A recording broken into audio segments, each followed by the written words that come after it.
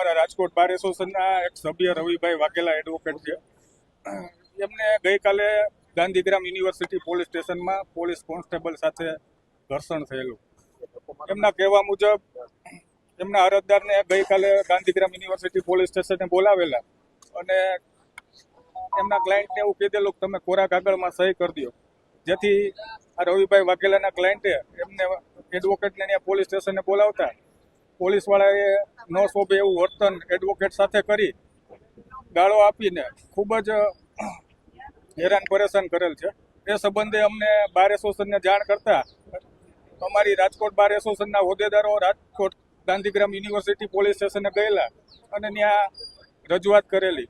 PI સાહેબ દવે સાહેબ છે એને કોઈ નિરાકરણ લાવેલ નહીં અને પોતાના જે પોલીસ સ્ટાફ છે એને છાવરવાનો પ્રયત્ન કરેલ છે.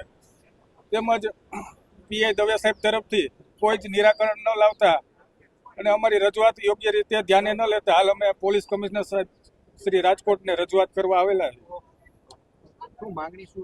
અમારી માંગણી એ છે કે રવિભાઈ વાઘેલા અને અન્ય બીજા વકીલો સામે પણ આ ગાંધીગ્રામ યુનિવર્સિટી પોલીસ સ્ટેશન દ્વારા ખોટા ગુના દાખલ કરવામાં આવેલ હોય, જેથી દવે સાહેબને સસ્પેન્ડ કરવામાં આવે અને જે પોલીસ કર્મીઓ હોય એને પણ ત્યાંથી સસ્પેન્ડ કરવામાં આવે અને અન્ય પોલીસ સ્ટેશનમાં ટ્રાન્સફર કરવામાં આવે.